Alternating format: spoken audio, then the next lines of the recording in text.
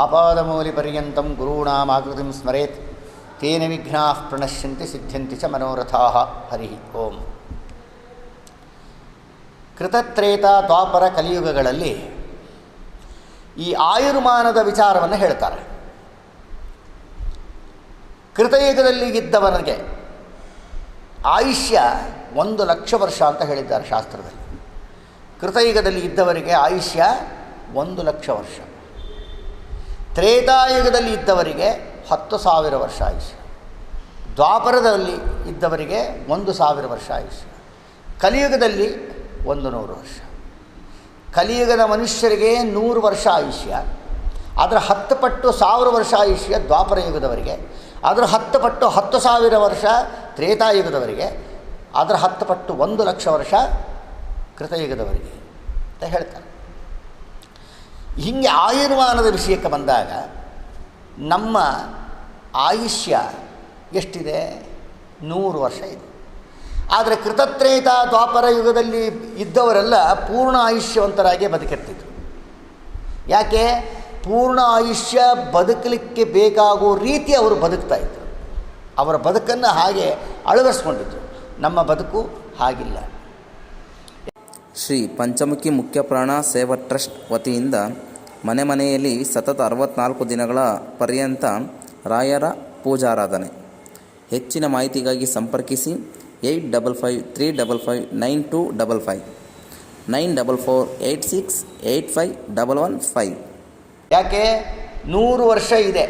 ಇದನ್ನು ಶಾಸ್ತ್ರದಲ್ಲಿ ನಮಗೆ ತಿಳಿಸ್ತಾರೆ. 100 ವರ್ಷ ನಮಗೆ ಆಯುಷ್ಯ ಇದೆ ಅಂತಂದರೆ ಆ 100 ವರ್ಷದ ಆಯುಷ್ಯವನ್ನು ಹೇಗೆ ಕಳೀತೀವಿ ನಾವು?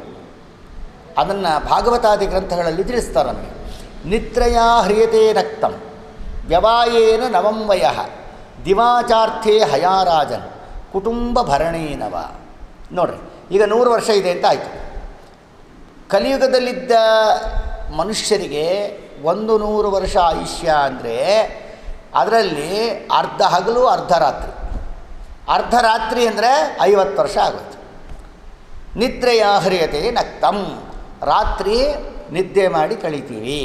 ರಾತ್ರಿ ಮಲ್ಕೊಂಡು ನಿದ್ದೆ ಮಾಡ್ತಾ ಇದ್ದೀವಿ.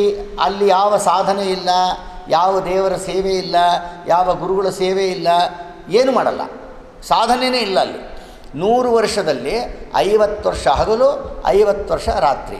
50 ವರ್ಷ 100 ವರ್ಷ ಇದ್ದರೆ, ನಾವು ಹೇಳ್ತಾ ಇರೋದು ಬದುಕಿದ್ರೆ 100 ವರ್ಷ ಬದುಕಿರ್ತೀವಿ ಅಂತ ಅಂದುಕೊಂಡ್ರೂ ಕೂಡ ಆ 100 ವರ್ಷದಲ್ಲಿ 50 ವರ್ಷ ನಿದ್ದೆ ಮಾಡ್ತೀವಿ. ಹಾಗಾದರೆ ನಾವು ಬದುಕಿರುವಷ್ಟು ಕಾಲ ಬರೀ 50 ವರ್ಷ. 100 ವರ್ಷ ಬದುಕಿದ್ರೂ 50 ವರ್ಷ ನಿದ್ದೆಗೆ ಹೋಗುತ್ತೆ.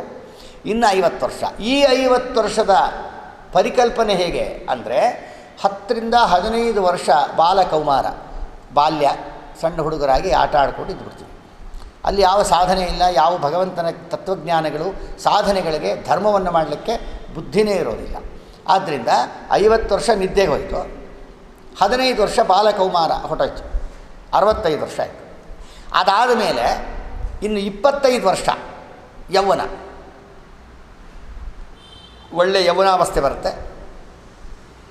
ಮದುವೆ ಮಾಡ್ಕೋತಾನೆ, ಮಕ್ಕಳಾಗತ್ತೆ, ಸೈಟು, ಮನೆ ಕಟ್ಟು, ಕಾರ್ ತಗೋ, ಇನ್ನೇನೋ ಆಸ್ತಿ ಮಾಡು, ಮಕ್ಕಳ ಭವಿಷ್ಯಕ್ಕೋಸ್ಕರ ಇನ್ನೇನಾದ್ರು ಮಾಡು. ಹೀಗೆಲ್ಲ 25 ವರ್ಷ ಹೋಗುತ್ತೆ. 50 ವರ್ಷ ನಿದ್ದೆ ಆಯಿತು. 15 ವರ್ಷ ಬಾಲ್ಯ ಹೋಯಿತು. 65 ವರ್ಷ ಆಯಿತು. 25 ವರ್ಷ ಯೌವನದಲ್ಲಿ ಸಾಧನೆ ಮಾಡಲಿಕ್ಕೆ ಶಾರೀರಿಕ ದಾರ್ಢ್ಯ ಇರುತ್ತೆ, ಶಕ್ತಿ ಇರುತ್ತೆ. ಆವಾಗ ಯಾವ ದೇವಸ್ಥಾನಕ್ಕೆ ಹೋಗಲ್ಲ, ಯಾವ ಸೇವೆ ಮಾಡಲ್ಲ, ಯಾವ ಜಪ ಮಾಡಲ್ಲ, ಯಾವ ಪಾರಾಯಣ ಮಾಡಲ್ಲ, ಯಾವುದು ದಾನ ಮಾಡಲ್ಲ. ಫುಲ್ ಆಫ್ ಟೆನ್ಷನ್ ಲೈಫ್ ಅದು. 25 ವರ್ಷ ಮದುವೆ ಆಗಿರುತ್ತೆ, ಸಾಂಸಾರಿಕ ವಿಷಯಗಳಲ್ಲಿ ಮುಳುಗ್ತಾರೆ. ಹಗಲೆಲ್ಲ ಕೆಲಸಕ್ಕೆ ಹೋಗ್ತಾರೆ, ರಾತ್ರಿಯೆಲ್ಲ ನಿದ್ದೆ ಮಾಡ್ತಾರೆ. ಯೌವನಾವಸ್ಥೆಯೆಲ್ಲ ಬರೀ ಆಹಾರ ವಿಹಾರಗಳಿಗೆ ಕಳೀತಾರೆ. ಅಂದರೆ 90 ವರ್ಷ ಕಳೆದೋಯ್ತು. ಇರುವ 100 ವರ್ಷದಲ್ಲಿ ಇದರಲ್ಲಿ ಯಾವ ಸಂದರ್ಭದಲ್ಲೂ ನಾವು ಧರ್ಮದಲ್ಲಿ ಬಾಗಲೇ ಇಲ್ಲ, ಧರ್ಮದ ಕಡೆಗೆ ಹೋಗಲೇ ಇಲ್ಲ. ಗಮನಿಸಬೇಕು. ಧರ್ಮವನ್ನು ಮಾಡಿರಿ, ಸುಖ ಸಿಗುತ್ತೆ. ಅದಕ್ಕೇನು ಮಾಡಬೇಕು? ಇರುವ ಆಯುಷ್ಯದಲ್ಲಿ 50 ವರ್ಷ ನಿದ್ದೆಗೆ ಹೋಯಿತು, 25 ವರ್ಷ ಯೌವನ, ಅಲ್ಲಿ ಬರೀ ಸಂಸಾರದಲ್ಲಿ ಬಿದ್ವಿ, 75 ವರ್ಷ ಆಯಿತು, ಇನ್ನು 15 ವರ್ಷ ಬಾಲ್ಯಾವಸ್ಥೆ, ಅದು 90 ವರ್ಷ ಆಗೋದು. ಇನ್ನು ವೃದ್ಧಾಪ್ಯದಲ್ಲಿ ಕಣ್ಣು ಕಾಣಿಸಲ್ಲ, ಕಿವಿ ಕೇಳಿಸಲ್ಲ, ಜಾಯಿಂಟ್ಸ್ ಪೇನು, ಬ್ಯಾಕ್ ಪೇನ್ಗಳು, ಅಲ್ಲದೆ ಇನ್ನೇನೇನು ರೋಗಗಳು ಬರುತ್ತೋ ಇವೆಲ್ಲ ಇದ್ದಾಗ ದೇವರ ಸೇವೆ ಮಾಡೋದು ಯಾವಾಗ ಹಾಗಾದರೆ? ಶ್ರೀ ಪಂಚಮುಖಿ ಮುಖ್ಯಪ್ರಾಣ ಸೇವಾ ಟ್ರಸ್ಟ್ ವತಿಯಿಂದ ಮನೆಯಲ್ಲಿ ಸತತ 64 ದಿನಗಳ ಪರ್ಯಂತ ರಾಯರ ಪೂಜಾರಾಧನೆ. ಹೆಚ್ಚಿನ ಮಾಹಿತಿಗಾಗಿ ಸಂಪರ್ಕಿಸಿ 8553559255 9448685115. ಅದಕ್ಕೆ ಒಬ್ಬ ಕವಿಗಳು ಹೇಳ್ತಾರೆ, ಗಮನಿಸಬೇಕು ನೋಡ್ರಿ, ನಮ್ಮ ಕೈಯೇ ನಮ್ಮ ಜೀವನದ ಸಂದೇಶವನ್ನು ಕೊಡ್ತಾ ಇದೆ. ಹೇಗೆ ಅಂದರೆ, ಇದು ಜೀವ, ಈ ಹೆಬ್ಬೆರಳು ಪರಮಾತ್ಮ, ಈ ಬೆರಳಿನ ಜೊತೆಗೆ ಈ 3 ಬೆರಳು ಜೊತೆಗೆ ಇದ್ದಾವೆ. ಆದರೆ ಈ ಬೆರಳಿಗೂ ಸಂಬಂಧ ಇಲ್ಲ, ಈ ಬೆರಳು ಸಪ್ರೇಟಾಗಿದೆ. ಇದು ಪರಮಾತ್ಮ, ಇವನು ಜೀವ. ಈ ಜೀವ ಸದಾ ಅವನ ಜೊತೆಗೆ ಹಿತಶತ್ರುಗಳು, ಅವನು 3 ಜನ ಅವನ ಜೊತೆಗಿದ್ದಾರೆ. ಹಿತಶತ್ರುಗಳು ಯಾರು? ಕಾಮ, ಕ್ರೋಧ, ಲೋಭವೆಂಬ 3 ಹಿತಶತ್ರುಗಳು ಅವನ ಜೊತೆಗೆ ಇದ್ದಾರೆ.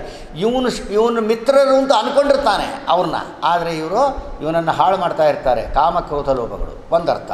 ಇನ್ನೂ ಒಂದು ಅರ್ಥ ಏನು ಅಂದರೆ, ಸಾತ್ವಿಕ, ರಾಜಸ, ತಾಮಸವೆಂಬ 3 ಗುಣಗಳಿಂದ ಯುಕ್ತನಾಗಿ ಇರುವ ಜೀವನು ಅಹಂಕಾರದಿಂದನೇ ಇದ್ದರೆ, ಕಾಮದಿಂದ, ಕ್ರೋಧದಿಂದ, ಲೋಭದಿಂದ ಅವನ ಜೀವನದಲ್ಲಿ ಏನೂ ಸಾಧಿಸಲಿಕ್ಕಾಗೋದಿಲ್ಲ. ಕಾಮಕ್ರೋಧ ಲೋಭ ಮೋಹ ಮದ ಮಾತ್ಸರ್ಯಗಳನ್ನು ನಾವು ಗೆಲ್ಲಬೇಕು ಅಂತಲೇ ಶಾಸ್ತ್ರ ಹೇಳ್ತಾ ಇದೆ. ಆದ ಕಾರಣ ಈ ಜೀವನು ಹೀಗೆ ಇದ್ದರೆ, ಅವನು ಧರ್ಮದ ಕಡೆಗೆ ಬಾಗದೇ ಇದ್ದರೆ, ಭಗವಂತನ ಕಡೆಗೆ ಬಾಗದೇ ಇದ್ದರೆ, ಕಾಮಕ್ರೋಧ ಲೋಭಗಳು ಇವನನ್ನು ಹಿಪ್ಪಡಿ ಮಾಡಿಬಿಡ್ತವೆ. ಅದಕ್ಕೆ ಅವನೇನು ಮಾಡಬೇಕು? ಜೀವ ಭಗವಂತನ ಕಡೆಗೆ ವಾಲಬೇಕು. ಭಗವಂತನ ಕಡೆಗೆ ವಾಲಿದ ಅಂದರೆ, ಭಗವಂತನ ಪಾದಸ್ಪರ್ಶವನ್ನು ಮಾಡಿದ ಅಂದರೆ, ಶಾಸ್ತ್ರದಲ್ಲಿ ಇದನ್ನು ಜ್ಞಾನ ಮುದ್ರಾ ಅಂತ ಕರೀತಾರೆ. ಭಗವದ್ಗೀತಾ, ಭಾಗವತ, ವೇದ ಉಪನಿಷತ್ತುಗಳು, ಹೀಗೆ ಭಾಗವತಾದಿ ಗ್ರಂಥಗಳನ್ನು ಅಧ್ಯಯನ ಪುರಸ್ಸರವಾಗಿ ಗುರುಗಳ ಉಪದೇಶದಿಂದ ಜ್ಞಾನವನ್ನು ಪಡೆದು ಆ ಜೀವನು ಪರಮಾತ್ಮನ ಪಾದವನ್ನು ಹಿಡಿದ ಅಂತಂದರೆ ಅವನಿಗೇನಾಗತ್ತೆ? ಜ್ಞಾನಸಿದ್ಧಿ ಆಗುತ್ತೆ. ಜ್ಞಾನಸಿದ್ಧಿ ಆಯಿತು ಅಂದರೆ ಕಾಮ, ಕ್ರೋಧ, ಲೋಭವೆಂಬ ಶತ್ರುಗಳು ಓಡಿ ಹೋಗ್ತಾರೆ. 3 ಜನ ಮಿತ್ರರು ಬರ್ತಾರೆ, ಅವರೇ ಜ್ಞಾನ, ಭಕ್ತಿ, ವೈರಾಗ್ಯ. ಜ್ಞಾನ, ಭಕ್ತಿ, ವೈರಾಗ್ಯಗಳನ್ನು ಜೀವ ಪಡೆದ ಅಂದರೆ ಪರಮಾತ್ಮನ ಪಾದವನ್ನು ಸೇರ್ತಾನೆ ಅಂತ ಅರ್ಥ.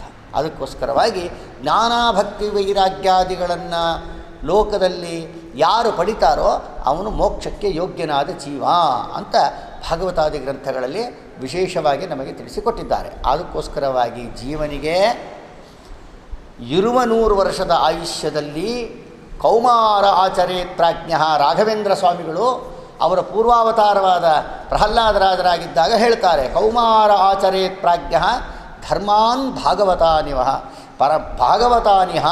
ಯಾವ ಭಗವಂತನ ಪ್ರೀತಿಗಾಗಿ ಮಾಡುವ ಕರ್ಮಗಳು, ಈಗ ನೋಡ್ರಿ, ಕೈಯಲ್ಲಿ ಶಕ್ತಿ ಇದ್ದಾಗ ಪ್ರದಕ್ಷಿಣೆ ನಮಸ್ಕಾರ ಹಾಕ್ಬೋದು, ಉಪವಾಸವನ್ನು ಮಾಡ್ಬೋದು, ತೀರ್ಥಯಾತ್ರೆಗಳನ್ನು ಮಾಡ್ಬೋದು, ಇನ್ನೇನು ವಿಶೇಷ ಸೇವೆಯನ್ನು ಮಾಡ್ಬೋದು. ವಯಸ್ಸಾಗಿ ಮುದುಕರಾಗಿಬಿಟ್ರೆ ಏನೂ ಮಾಡಲಿಕ್ಕಾಗಲ್ಲ. ಇನ್ನು ಬಾಲ್ಯದಲ್ಲಿ ಮಾಡಬೇಕು ಅನ್ನೋ ಜ್ಞಾನವೂ ಇರೋದಿಲ್ಲ. ಅದಕ್ಕೋಸ್ಕರ ಕೌಮಾರಾಚರೇತ್ ಪ್ರಾಜ್ಞ, ಕೈಯಲ್ಲಿ ಶಕ್ತಿ ಇದ್ದಾಗೇ, ಚಿಕ್ಕ ಹುಡುಗರಿದ್ದಾಗಿಂದನೇ ನಮಗೆ ಮನೆಯಲ್ಲೇ ಅಭ್ಯಾಸ ಮಾಡಿಸ್ಬೇಕು ತಂದೆ ತಾಯಿ, ಧರ್ಮವನ್ನು ಮಾಡಿಸುವುದರಲ್ಲಿ. ಅದಕ್ಕೋಸ್ಕರ ವಿಶೇಷವಾಗಿ ಇರುವ 100 ವರ್ಷದ ಆಯುಷ್ಯವನ್ನು ಸಾರ್ಥಕ ಮಾಡಿಕೊಳ್ಬೇಕು ನಾವು ಅಂತಂದರೆ ಸದಾ ದೇವರ ಧ್ಯಾನವನ್ನು ಮಾಡಿರಿ. ಕಲಿಯುಗದಿ ಗಾಯನದಿ ಕೇಶವನೆಂದರೆ ಕೈಗೂಡುವನು ರಂಗವಿಠಲ. ಶ್ರೀಪಾದರಾಜರಂತಾರೆ, ಹರೇ ಕೃಷ್ಣ, ನಾರಾಯಣ, ಗೋವಿಂದ, ಮುಕುಂದ, ಮಾಧವ ಅಂತ ಯಾವ ಕಂಠತಃ ಪರಮಾತ್ಮನ ಸ್ತೋತ್ರ ಮಾಡಿದ್ರು ಸಾಕು. ನರಜನ್ಮ ಬಂದಾಗ, ನಾಲಿಗೆ ಇರುವಾಗ ಕೃಷ್ಣ ಎನಬಾರದೆ. ಪರಮಾತ್ಮ ನಾಲಿಗೆಯನ್ನು ಕೊಟ್ಟಿದ್ದಾನೆ, ಆ ನಾಲಿಗೆಯನ್ನು ಕೃಷ್ಣ ಎನಬಾರದೆ. ಕರ್ಷತೀತಿ ಕೃಷ್ಣ. ಎಲ್ಲರ ಪಾಪಗಳನ್ನು ಅಪಕರ್ಷಣ ಮಾಡುವ ಸರ್ವೋತ್ಕೃಷ್ಟನಾದ ಪರಮಾತ್ಮನಿಗೆ ಕೃಷ್ಣ ಅಂತ ಹೆಸರು. ಕೃಷ್ಣ ಪರಮಾತ್ಮನ ಧ್ಯಾನವನ್ನು ಯಾರು ಮಾಡ್ತಾರೋ ಅವರ ಪಾಪಗಳೆಲ್ಲ ಹೋಗುತ್ತೆ. ಅವರ ಅಪೇಕ್ಷಿತ ಫಲಗಳನ್ನು ಪರಮಾತ್ಮ ತಾನು ಪೂರ್ಣ ಮಾಡಿ ಕೊಡ್ತಾನೆ. ಅದಕ್ಕೆ ಭಗವಂತನಿಗೆ ಕೃಷ್ಣ ಅಂತ ಹೆಸರು. ಅದಕ್ಕೋಸ್ಕರವಾಗಿ ಕೃಷ್ಣ ಕೃಷ್ಣ ಕೃಷ್ಣ ಅಂತ ಯಾರು ಸ್ಮರಣೆ ಮಾಡ್ತಾರೋ ಅವರಿಗೆ ಕಷ್ಟಗಳು ಹೋಗುತ್ತೆ, ಇಷ್ಟಾರ್ಥಗಳು ಪೂರ್ಣ ಆಗುತ್ತೆ ಅಂತ ಹೇಳ್ತಾರೆ. ಅದಕ್ಕೋಸ್ಕರ ಈ ರೀತಿ 100 ವರ್ಷದ ಆಯುರ್ಮಾನದ ಒಟ್ಟು ನೃಣಾಂ ಸಂತಿ ಸಹಸ್ರಶಃ. ಹೇಳಬೇಕು ಅಂದರೆ ಸಾವಿರಾರು ಧರ್ಮಗಳಿದ್ದಾವೆ ಹೇಳಬೇಕು ಅಂದರೆ. ಯಾಕೆಂದರೆ ಸಾವಿರಾರು ಧರ್ಮ ಅಂದರೆ ಯಾವ್ಯಾವ ರೀತಿಯಲ್ಲಿ ಭಗವಂತನ ಸೇವೆಯನ್ನು ಮಾಡಬಹುದು ಅನ್ನುವ ಧರ್ಮಗಳನ್ನು ವಿಶೇಷವಾಗಿ ನಮಗೆ ಮಹಾಭಾರತ, ಭಾಗವತ, ಹರಿವಂಶ, ವೇದ ಉಪನಿಷತ್ತುಗಳು, ಭಗವದ್ಗೀತಾದಿಗಳಲ್ಲಿ ನಮಗೆ ತಿಳಿಸಿಕೊಡ್ತಾರೆ. ಆದ್ದರಿಂದ ನಾವೆಲ್ಲ ಮನುಷ್ಯರಾಗಿ ಪರಮಾತ್ಮ ನಮ್ಮನ್ನು ಸೃಷ್ಟಿಗೆ ತಂದಿದ್ದಾನೆ. ತತ್ರಾಪಿ ಜನ್ಮ ಶತಕೋಟಿಷು ಮಾನುಷತ್ವಂ, ಕೋಟಿ ಕೋಟಿ ಕೋಟಿ ಕೋಟಿ ಜನ್ಮ ಪುಣ್ಯ ಮಾಡಿದರೆ ಮನುಷ್ಯ ಜನ್ಮ ಬರೋದು ಅಂತ ಶಾಸ್ತ್ರ ಹೇಳ್ತಾ ಇದೆ.